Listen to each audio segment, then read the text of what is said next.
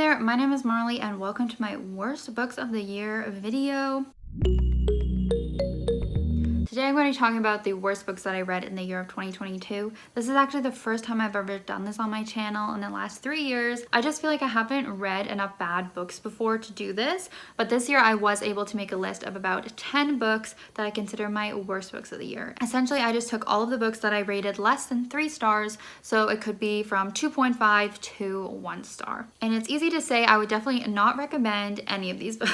Let's start out with my DNFs. I don't DNF very much. I'm just someone who doesn't like to, it kind of like stresses me out to give up on a book. So one of the books I did DNF was Eldest by Christopher Paolini. This is the second book in the Aragon series, which is that dragon series that used to be popular when we were growing up. I read Aragon back when I was in like 8th grade and I didn't love it, but I do own all the books. So I thought, you know, why don't I give this series another shot? And I shouldn't have. This series is just too boring. The writing is not interesting and not great in my opinion. Very bland. It's like really just trying to be like Lord of the Rings or some other high fantasy, and I just don't particularly think it's done that well. I also don't read a ton of high fantasy, so maybe it just wasn't to my taste, but I just was not enjoying this at all and couldn't stand reading it, so I had to DNF it. So yeah, not a fan. My only other DNF was House of Earth and Blood by Sarah J. Maas. I technically actually DNF'd this in 2021 when I started it, but I got to like 40% and I told myself I was going to continue it this year, give it another shot, and unfortunately I only read another 5%. The fact that I've had it on my currently reading that long shows I'm just not going to read it. I'm not motivated to, I'm not interested. This is another book that I just didn't like the writing enough. It was too long. The world is too confusing. I don't care about the characters enough. Like, it just was not working for me. So unfortunately, I will not be continuing this series. I have enjoyed Sarah J. Maas's other books, some of them. I've read her whole Throne of Glass series, almost her whole ACOTAR series, but I just don't think I can read this series in particular. Now let's get into the books that I did finish. Now, I feel really bad about this first one. I put them sort of in an order leading up to my very worst book, but starting out we have The Hobbit by JRR Tolkien. This is obviously the classic children's prequel book to Lord of the Rings, so I feel really bad about having this on my list, but I had to include it because I did rate it under 3 stars. Now, I think a reason I didn't enjoy this as much as some people would and have is that I have not seen any Lord of the Rings content, so I have no nostalgic feelings for it at all. This was really my introduction to the world, and I did appreciate it for that reason. I got to learn more about this world, about what hobbits are, a little bit more about the rings and Gollum and stuff like that. I did appreciate that, but unfortunately just with how, you know, old this book is and the writing style, it wasn't particularly for me. I found it boring a lot of the time, and as I said, I didn't have that nostalgic feeling for it. However, I do hope to continue with this series and maybe read the rest of the books and watch the movies eventually, but I just don't know if I'll rate any of the books that highly just due to the nature of them. But yeah, so this has to be on the list. Next up, we have Arsenic and Adobo by Mia P. Manansala. This might be like the most recent book I've read that's on this list. It's a cozy mystery book about this Filipino-American woman who's working at this restaurant that her family runs, and then her ex-boyfriend comes in to eat and he dies while eating their food, so her whole family becomes under suspicion for his murder, and they are trying to figure out who the real murderer is to clear their names and so they can reopen their restaurant again. One of my major issues with this is that it was not funny. I feel like the drive for cozy mysteries is really for the humor. That's what's so great about them, at least the other ones I've read, and it just was not funny. I also feel like it was ridiculous and unrealistic, which is common in cozy mysteries, but it just wasn't really done well. Like, I found it unrealistic where characters were getting killed and these bad things were happening and the characters just didn't seem to care or be having like normal reactions to it. There also was some not great diabetes rep, and as someone with diabetes, I was personally offended by that. I also felt like there was quite a bit of low-key unnecessary fat shaming going on in this book, so was not a fan of this one for those reasons. Next on the list, we have The 10th Girl by Sarah Faring. I believe I read this for a themed video where I was reading my least popular books on my TBR or my lowest rated books on my TBR, one of those, and yeah. I see why it was on there. Basically, this was a paranormal book, or it was said to be, so that's why I was kind of excited for it, because I don't read a ton of paranormal stuff. It's about this teacher who goes to work at this isolated boarding school for girls, and then it seems like some creepy things are happening, so people getting possessed, stuff like that. I didn't like this due to, again, it being kind of boring, me not loving the writing. That's pretty common for me. That's pretty like important for me to like a book. Also, it was a bit confusing, and it was a really weird thing that happened where one of our main characters that has a point of view, I didn't know their gender the whole book. For some reason, I was under the impression that they were a girl, and at the end of the book, I find out they're a guy. And I don't know if that was done on purpose by the author. I don't think it was, though. I think the author just didn't get across this character well enough for me to know their gender. And I know gender's not everything. It's a social construct, all that. But I think it was just like an error on the author's part. Like, I don't think it was done on purpose, that I just didn't know the gender of this character the whole time. And we were in their head like the whole time. It was weird. Then there was also a genre twist in the middle of the book, which is kind of a spoiler, but I don't think that many people are going to read this. I don't think you care to be spoiled, but the genre just like switches, and I wasn't a fan of what they did. I think there's a potential for you to like this if you like what they do with that twist, but I personally didn't, so had to be one of my worst books this year. Next up we have We'll Always Have Summer by Jenny Han. This is the third book in the Summer I Turned Pretty trilogy. I think a lot of people read this series this year due to the TV show coming out. The first two books are pretty good, pretty cute, but this third one like completely went off the rails.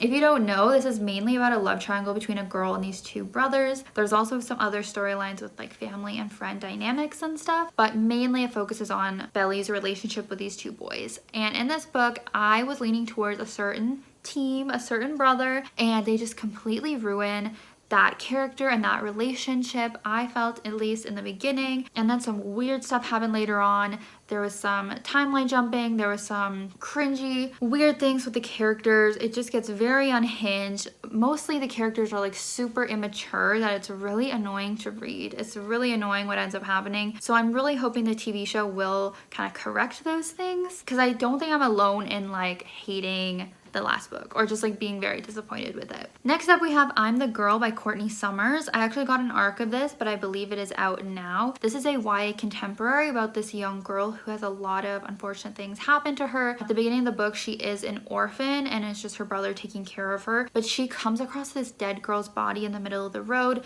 This girl has been assaulted and murdered, so she sees that, and so it's a bit of a mystery of like what happened to this girl. At the same time, our main character is kind of trying to become a model, trying to fend for herself a little bit, so she ends up getting this job working at this like hotel resort place, and basically she just really ends up getting taken advantage of. And obviously stories like that can be valuable, especially for teens who are just like coming up in the world, but I just didn't like the way that it was handled. I think there were some really graphic scenes in this book that I wouldn't recommend for teens to read. I think it was really upsetting, and the payoff wasn't worth it. Like, I don't think there was like this great lesson at the end to be taken away, and the evil people weren't really punished kind of thing. I just didn't like how they dealt with these issues. I think they could have done it better, and it definitely made me uncomfortable, which is the point, but it just didn't work for me. It was just too dark. The writing is pretty good. I do think Courtney Summers has pretty good writing. It definitely wasn't boring, which is my issue with a lot of the books on this list, but I just didn't like the path that she went with this. And I think a lot of the like abuse this girl experiences could have been avoided if some different decisions were made. So yeah, I just wasn't a fan of this one. Now we have another classic, and that was Dr. Jekyll and Mr. Hyde by Robert Louis Stevenson. Now, I'm not a classics lover, clearly, and so that was a big problem that I had with this. I just don't love that kind of old style of writing that classics have. I also just was disappointed by this story. I didn't realize this was such kind of a short novella kind of thing. I think just because of what different adaptations have done with it, I thought it would be more interesting, and I feel like I can't remember super well, but I want to say that the point of view is not even from Mr. Jekyll or Dr. Hyde. It's from like a random third-party person. I don't know. It was just different than I expected. It was a letdown, and I wouldn't really recommend reading this. Now we have my final two worst books of the year, and these two I do have pretty strong feelings for. Can you guess what they're gonna be? A book I was disappointed with this year was A Little Life by Hanya Yanagihara. I heard a lot about this book. okay? I've heard some good things, I've heard some bad things, some warnings that it is deeply upsetting, it's traumatizing, it's torture porn, all these things, and I'm here to say the stories are all true. If you don't know, it's about this boy named Jude and actually 3 of his other friends. They're in college at the beginning of the book, I believe. These young men, and we explore their relationships with each other and their characters, and as the book goes on, we really just start to hone in on one of the boys specifically, which is Jude. His past is more mysterious at the beginning, and the main point of the book is just unraveling it through flashbacks and things. The book is really long, like I want to say 800 pages or something like that. So the only good things about this book is the writing is beautiful. It is well done. Also the characters, you're with them for so many pages and so many years, literally Jude's entire life. So you get invested in these characters. You care about them. However, don't read it. Do not read it. It did deeply traumatize me. It was so upsetting. Basically, so many terrible, awful things happened to our main character that you can only imagine. I'm talking I'm talking just major abuse and terrible things to a point where it is not realistic. Like, I know some of these things happen, but there's no way this many things would happen to one person, and it just really made me question like why the author would even write this. Like, it was so terrible. Like, what is wrong with someone that they would write this? And their point of view seemed to be like anti-therapy. You know, I don't know a ton about like psychology and therapy stuff, but it just seemed like she could have had a better message to this book of like maybe therapy helping this individual or some sort of inspirational ending to it. And I don't want to spoil, but like that doesn't end up happening.